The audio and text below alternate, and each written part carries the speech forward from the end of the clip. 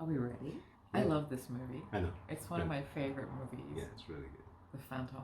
So when was it? In 1996. It's quite different to the original. I mean, to the actual comics. It's not quite different, but they've changed something. So now we've got the opening. It still says for those who came in late. Yeah. For those who came in late, The Phantom is directed by, can't remember, Scott someone. Winsor? Wow, terrible. But written originally by Lee Falk and released 1936, 2 years before Superman was released. And The Phantom, which we have just recently found out, you and I, is the first skin-tight costume superhero and the first to have no eyes behind the mask. That became a standard. Officially the first superhero. Simon Windsor.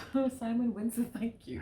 This movie, I'm not sure it was a hit when it was released, but I loved it. I absolutely loved it, and you and I love it now, and it has apparently become a cult favorite. And it definitely is, because it is epic cinematography, and it's just beautiful. So we start off with For Those Who Came in Late. Right, yeah. But the story's changed, because in the original comic, we see the Kit Walker who does survive as a young man because he's bearded, because you never see the Ghost Who Walks face. You never see Kit Walker's face in the comics. Oh, right. So that's why the first time you see Kit Walker is that he's got a beard. The original Kit Walker, Yeah. the first Phantom. And he vows on the skull of his father, etc., etc. That's how it is. And it's the Pygmy Bandar tribe, and they were from Bengali. It's different, so it was more Indian in the comics. But in India, when the comics were released, it was Denkali, and it was called. But in the movie, it's Bengala, and they've made it less Indian. And so the Singh Brotherhood, who were the original nemesis, they're now the Singh Brotherhood. Right.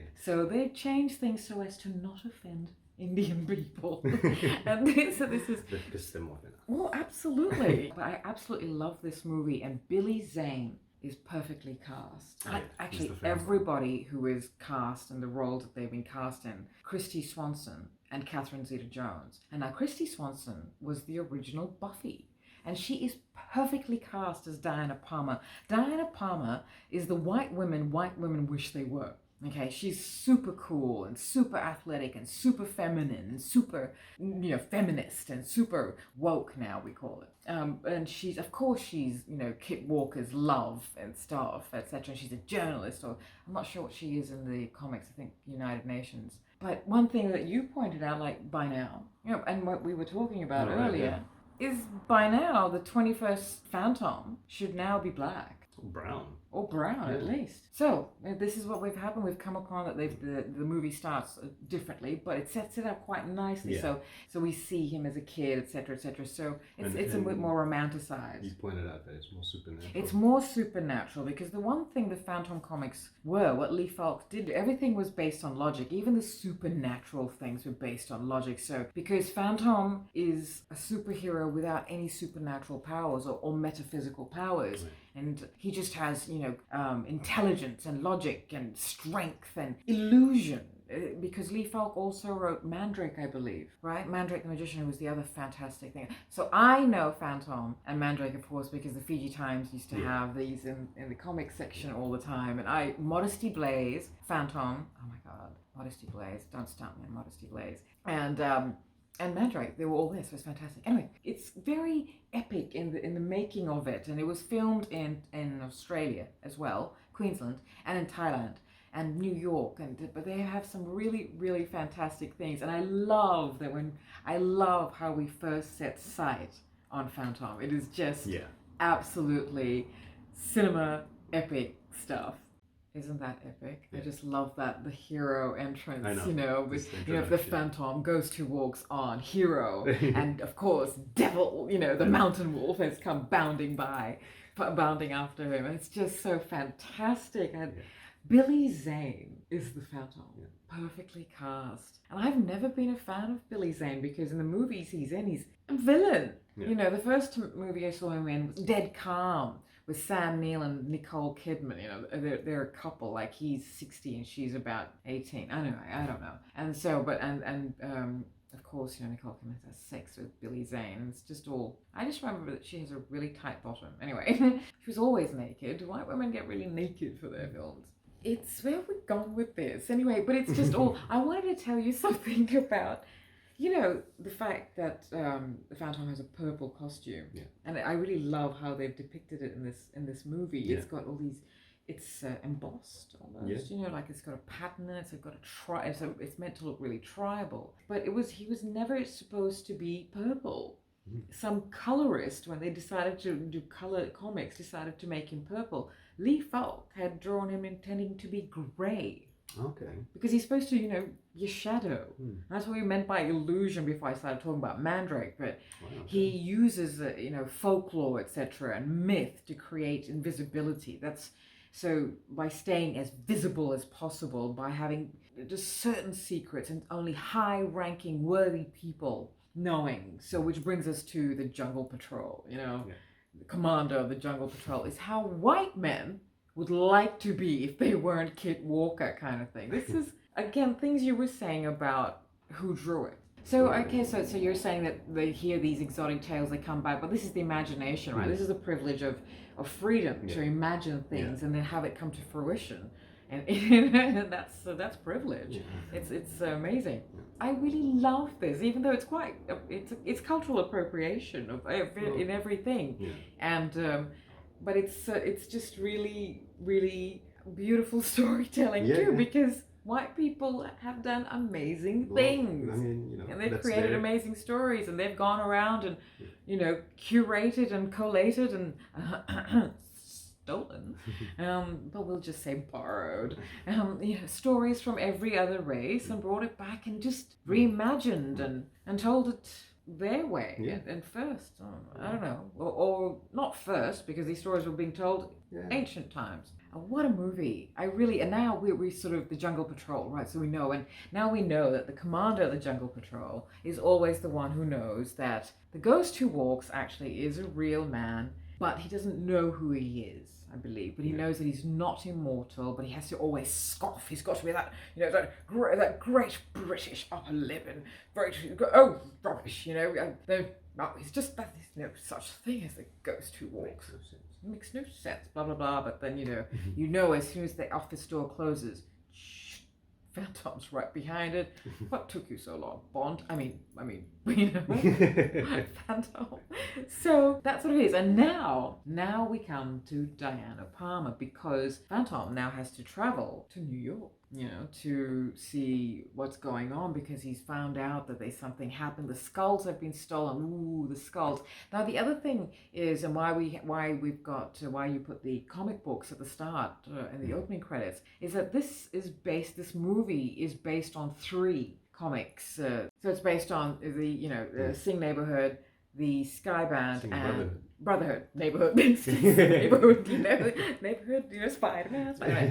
So the Sing Brotherhood, the Sky Band, and the Belt. Anyway, and now we come to Diana Palmer, and we meet Diana Palmer in of course the usual way, this rebellious way, because it's so feminist of her. And the house they pull up to is supposed to be the Palmer Mansion. Now, in this movie, it's her uncle who is the Palmer connection, but I'm pretty sure her father is in the movie. I don't remember, but I think I like them because it was this is very similar to Nancy Drew and her father, Carson Drew, the lawyer. I can't believe I remember these things. These are my favorite books in my teens, like 40 years ago. Anyway, the mansion used in this is the Playboy Mansion. Oh, no way. Hugh Hefner was a big fan of the Phantom. And that is Hugh Hefner's redeeming quality for me. But wait a moment, Playboy used to actually have really good articles. So but Diana Palmer, what a woman. Let's have a look. So of course, now that we've seen Diana, she's just the coolest, right? Yeah, sure. And rebellious, and even though there is actually a real sexual, harassment thing in this, where this guy who's supposed to be her boyfriend, or the guy who's wooing her, just kisses her without asking for consent, she just carries on, gives it nothing, no regard whatsoever, just doesn't, and so it's like, okay, interesting. Anyway, now we have the white man are all discussing about the other white man, and it's all just mystery, mystery, mystery. All these old white men and this young white woman who is now the hero of it all, really, because you know that she's going to go and find out and investigate all these things, because they're saying that the baddie, Xander Drax, like he's, you know, amassing esoteric stuff, aka, you know, looking into the occult kind of things. Oh gosh, I really love the filming. What was the scene you pointed out? The lighting when they open that note with the symbol of the Singh neighborhood. Singh neighborhood. The Singh brotherhood. Singh brotherhood. And now we find out, ooh, baddie. This is so cool, the Pan American Airways. Look, I love the fashion of these times. Look how gorgeous. I can actually smell the air. I love this tinge, this orange. Is it orange tinge? Orange pearl. These are the tones I like to edit my photographs in. Oh my gosh, this is all such a time of privilege, Pan-American. Now we know that these guys are up to no good. The baddies are always in dark suits, always grabbing phones, always got sneers, you know. But look, this is just also, and you know, Diana takes one last look back because it's in the script. Yeah, totally. Christy Swanson was in a lot of movies, you know.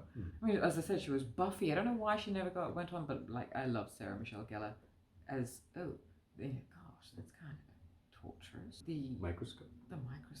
This is. I told you it was a cruel movie. Goodness me. But you gotta set up the villain, right? Right. So Well, they really set him up. Wow. This is. That's awful. I don't know. People nowadays, actually, people see worse things now.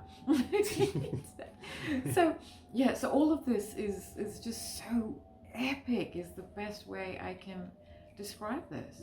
Look at how it used to be, you know, in the days of yore. And Indiana Jones also showed these things. You know, the way they used to travel back in those days. My whole style sense is based on how Hindi cinema used to show traveling in the 60s and 70s and 80s. It's great. Oh my goodness. So I really love Catherine Zeta-Jones's character in this. She is epic as Sala, I think.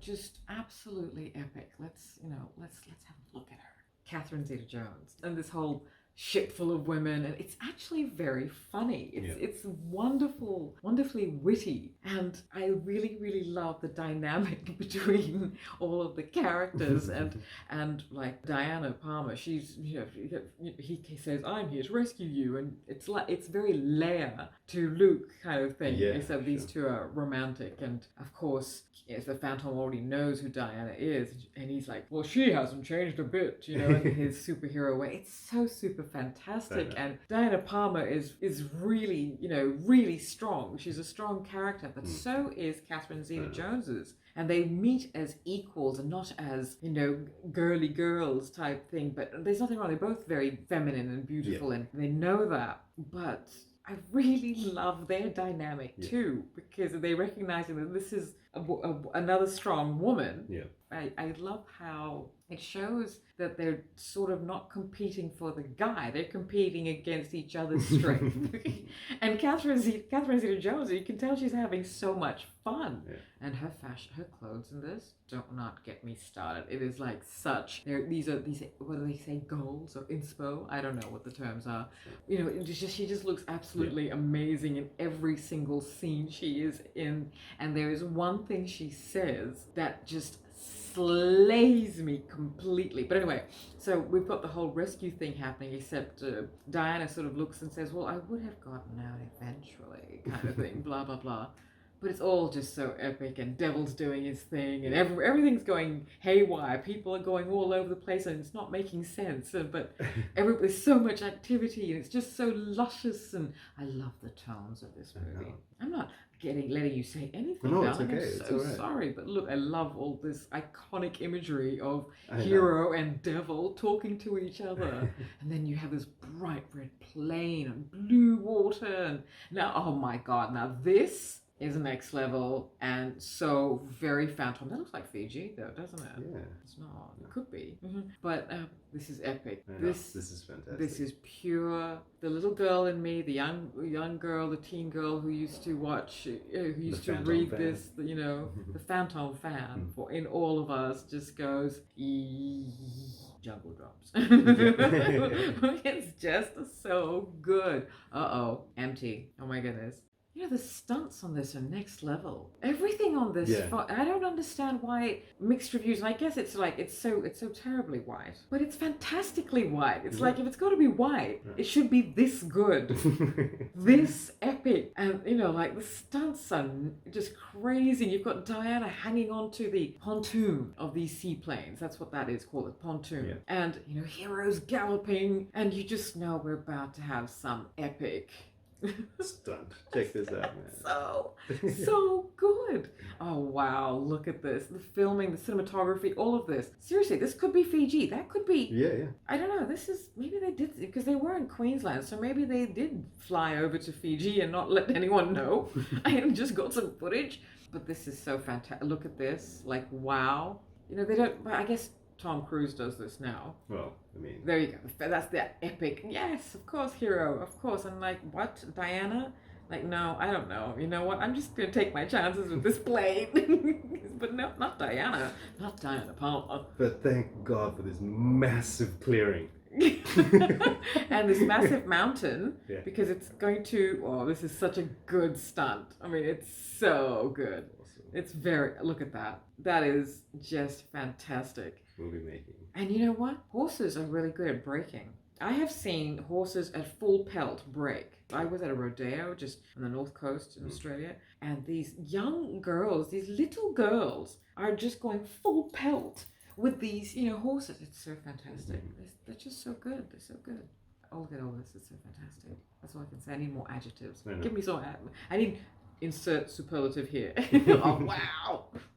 Also, I'm really sorry I'm doing all the talking. Well, I mean, you're the Phantom fan. You know the backstory, you know the history of it. This is incredible. I'm finding out, I know about the Phantom. I used to love... Your knowledge is go for it. Well, thank you, darling. I feel like it's all just me, but I get transported back to the times of reading the Times, the Fiji Times, and the smell of the newsprint, and the fresh, and the ink, and the paper, and it felt good. It felt really good. This is a beach in Thailand. I'm certain. Actually, it could be Queensland, so I don't know. I'm not certain at all. But it's so beautiful. But I think this is supposed to be the beach they call Kilauea. And of course, this is the waterfall where the skull cave. And it is also beautifully the location scouts. Wouldn't it be great to have been a location scout for a movie like this? It's so special. Yeah, this is the skull thing. That's right. They have to go past the waterfall. It's all very secret. So no one really knows this exists or something. Yeah, sure. It's all supposed to be this secret. And only this tribe exists. And that's why his secret is safe, etc. It's beautifully done, beautifully filmed, rich tones, very underrated. Yeah, the lighting's amazing. Yeah, but thank you for letting me talk about this, because this is so nostalgic for me, but also it's like, I feel like it has influenced my photography style. And this, of course, this was that famed treasure cave, treasure room, because, throughout the years, all grateful kings and queens and people and lovers and white people and Indian people and Chinese people and people of all the world have, thanked the phantoms, phantom of the time, with jewels and treasures. And there's so much. So that treasure cave was always this great, wonderful, mythical, what is it? What's in there? I had the Phantom comics I collected the most were the ones, and I think the ones I have all got to do with him and, all the phantoms of the past, because I really love Diana Palmer. But all the phantoms of the past, they've had some Indian, lovers and stuff like that. So really, by now, the Phantom should be Indian. Of the Phantom of Lee Falk's comic should be full-blown Indian, but like maybe Dev Patel should be. The next Phantom. Yes. Oh, wow. Yeah, cool. That because Dev Patel as Phantom. I think that's definitely going. Who would we have as Diana Palmer? We can't be Diana Palmer anymore. You'd have to be someone like Zinat Aman and Dawn. No, I don't know, something like that. Zinat Aman is so cool, man. You're cool. Just, hey, listen, I am cool only in my head and yours, okay? Because some people may just think. Anyway, but this is all just beautiful. Look at these tones. It's very Batmanish too, isn't it? Sure. So it's almost like Bob Kane fashioned Batman after Phantom, so made him, the urban Phantom. Yeah. But like instead of a treasure cave, because the Phantom never runs out of money because of that treasure cave. Yeah. Because that makes sense. so neither does billionaire Bruce Wayne.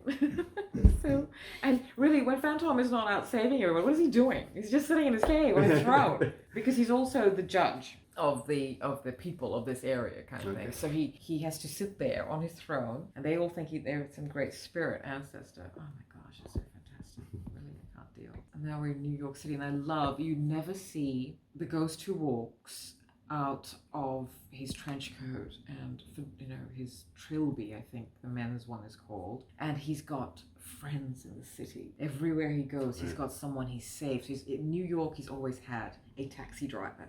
So what we're watching now is Catherine Zeta-Jones. She's just so stunning in all of this, and I can't remember this guy's name. Treat Williams, yes. Something like that, but he's such a good baddie. And it's like, because, so Diana Palmer in the movie is a Lois Lane type. Sure. So, but in the book, in the comics here, she was with the United Nations, and she was an Olympic swimmer or diver or something. She was super fantastic. Oh gosh, Catherine Zeta-Jones. I think the kiddies now say she ate the scene.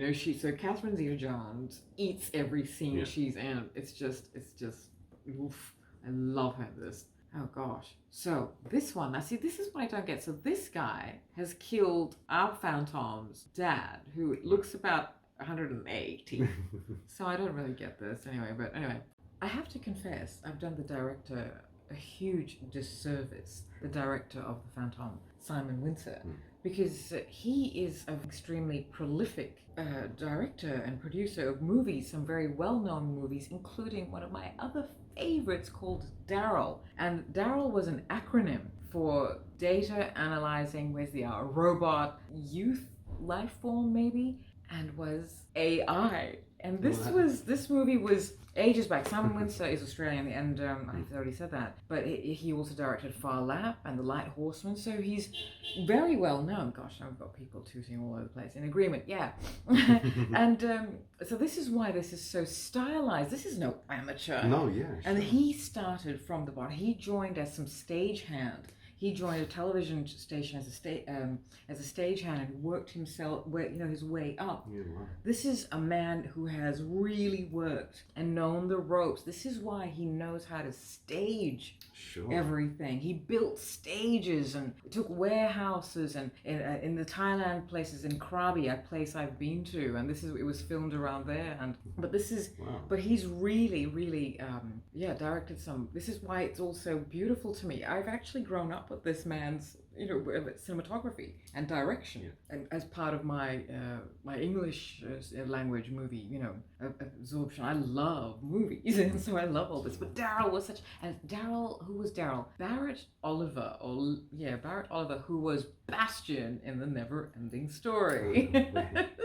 Oh my goodness, all this information stays in the head. But anyway, this is just, I love everything about it. This is real movie making, really built. There's no CGI in this. And I'm not saying that CGI doesn't have a place, because with CGI, some of the movies that could be remade. But you think it's better because you know that it's lighting, it's camera angles, it's art. Yeah, it's beautiful. There's no fakery. It's movie making at its best. Absolutely. It's just, that makes it extra special to watch. And just, and we were just, we had touched on this earlier, but Xander Drax, right? Gosh, he's really evil.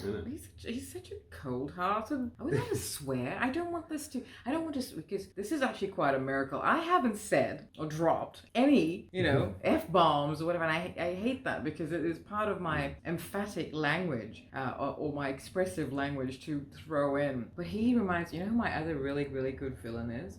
Hades from Hercules, the animated? cartoon, the animated one. Who? James Woods voiced him. Perfect. So good. And also, what's that guy? Alan Rickman's Sheriff of Nottingham in Robin Hood when Kevin Costner, Prince of Thieves.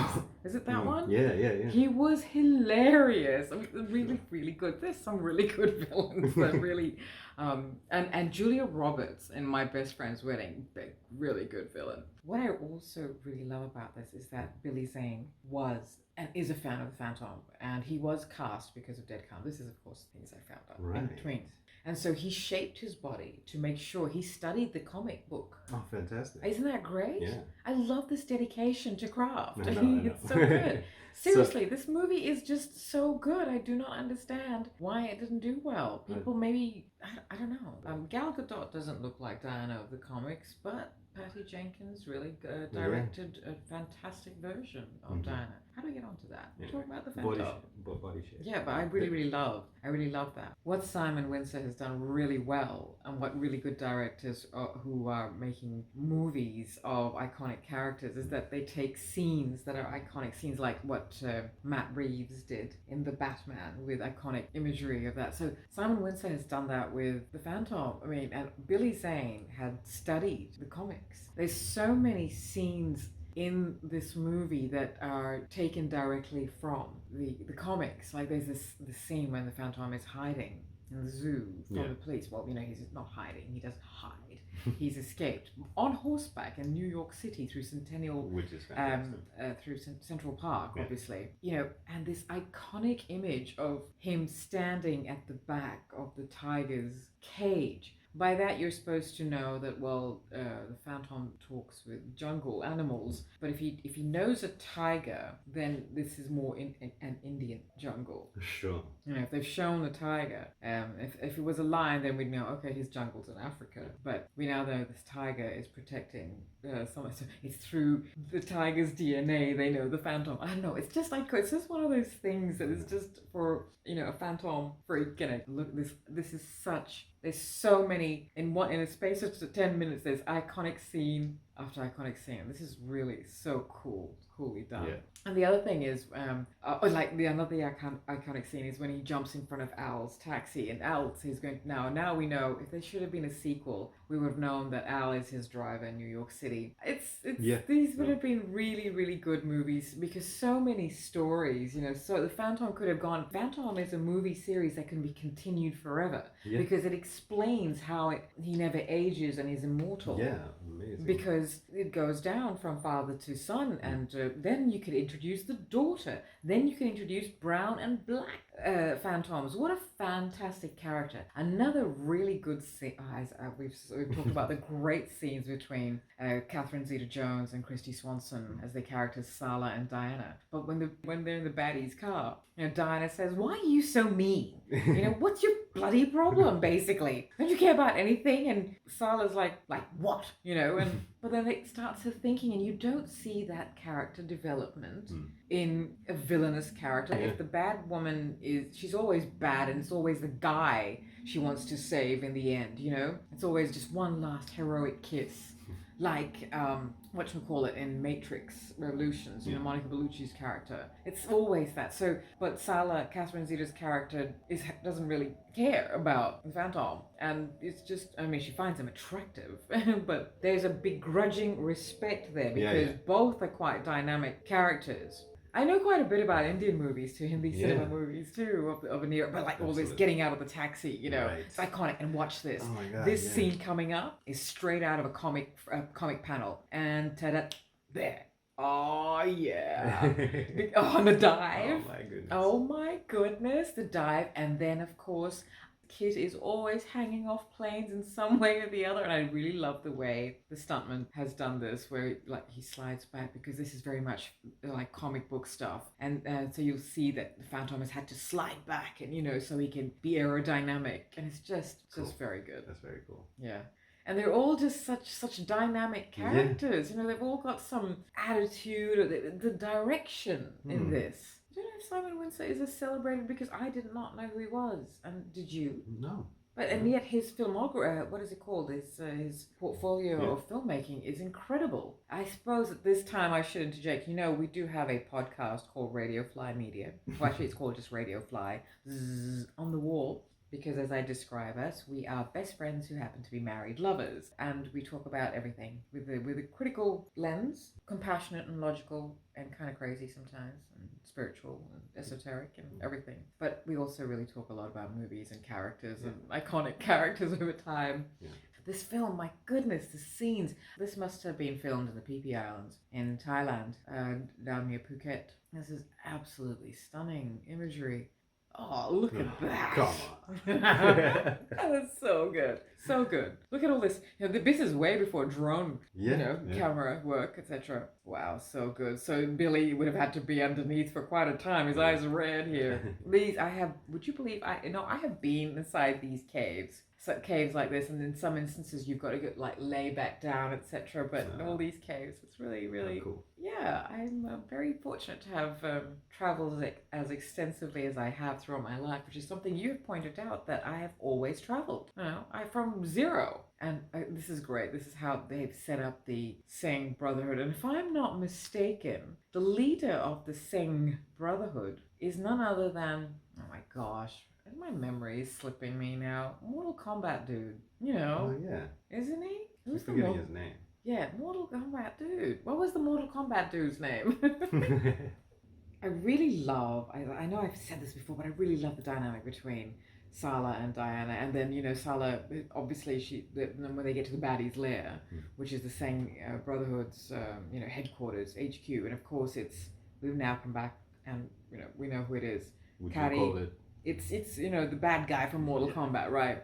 The same neighborhood. They're in the same neighborhood now. Yes, they're in the same neighborhood. So, sorry, his name, yes. Yeah, I can't. Kari Hiroyuki Tagawa. And he is, the leader of the underworld in Mortal Kombat. He's a good bad guy. Man. He's a good bad guy. I'm surprised he's not in Warrior. Because Warrior has actors of Asian origin from all over Asia. There because with permission from Bruce Lee's family to do that, because Bruce Lee himself was, of mixed race. So, but going back to this, I really love how, and then Sala says to Diana, "We girls should stick together," and I wish that is something I really love that, and that's what I think women should be like, always, always holding each other up but being excellent together and not begrudging anything. I really loved that in this movie. The bad guys, the stormtroopers, all they can't hit anything, they get trapped in everything. They're just. Well, Quill says earlier on when they're chasing Phantom in the jungle, that can't you guys hit anything? So there's a lot of clever pop culture references, I feel. Or just homage, to movies that are iconic. And because this is 1996, so... It's just how they all portrayed. It's the feel of the movie. Yeah, and it's kind of corny too, because it's all, like in The Moat, where Kabal Singh, or whoever, the leader of the Singh neighborhood, at first you can tell it's just like this deep. Yeah. And then a shark fin comes along. It's just it's so corny. Like all the Bond things, they're so corny. So I feel those are just clever things, like left in we know it's corny and it's fantastical, but yes, the shark is going to eat and everything. And this skull thing. So this is the supernatural side of it. Yeah. What they do. Special effects. Yeah. They used to have this secret editing suite, so actors and actresses could go in and tell that editor how they wanted to look.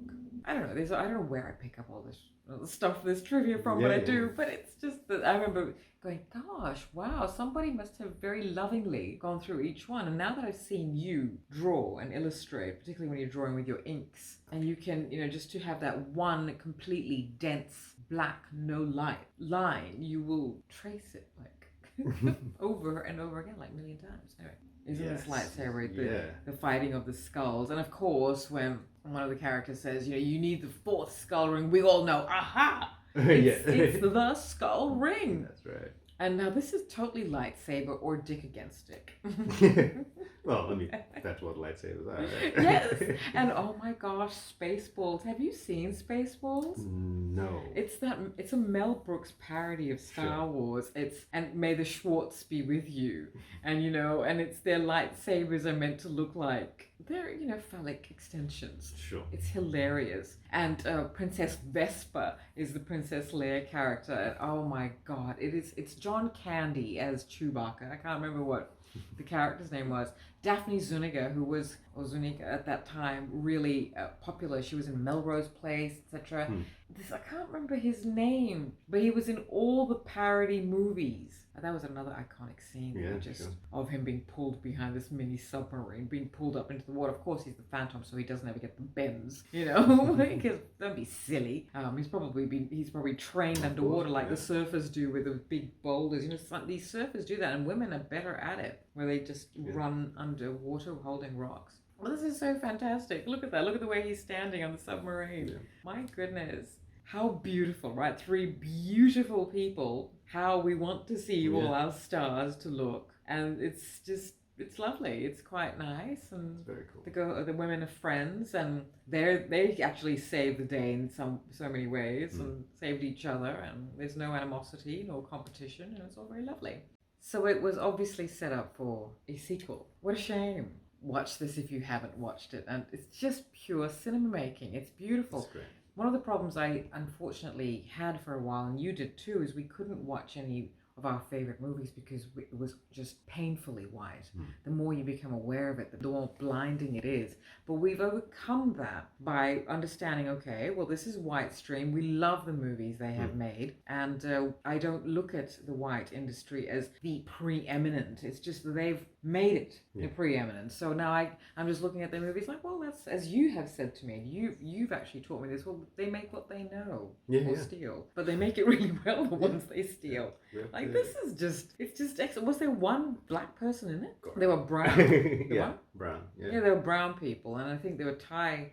A little boy, I think, is Thai. Yeah, just a fantastically, just good old-fashioned, there's no vulgarity, even though there is a lot of violence in it. Though there's a lot of violence in it. You don't see blood or anything like that. I guess not. Scene with the microscope. Yeah, true. You don't, and the spear, etc. You just see some really crazy bad guy, and but it's just there's a lot of soul to this movie. So I really hope that I know that this is not the kind of review that people are used to. People are used to really polished reviews, but this is not what we do. We don't do these, but they do fantastic jobs, and that's not what we do. We just rely a lot on the information we have absorbed over a lifetime of loving these things, and so this is how we are reviewing it, and we describe how something makes us feel, because in the end what it's all about is how you're left feeling. And can you remember a movie 20 odd years after it was made, and how does it make you feel? And that's, I think, the art of movie making. Anything of any art, how does it make you feel? And The Phantom, for me, it makes me feel wholesome and hopeful. As I said, maybe the right person will get to hear this is such a good character to carry on and make in very many different ways. And you could have film industries from all over the world make their own version of The Phantom.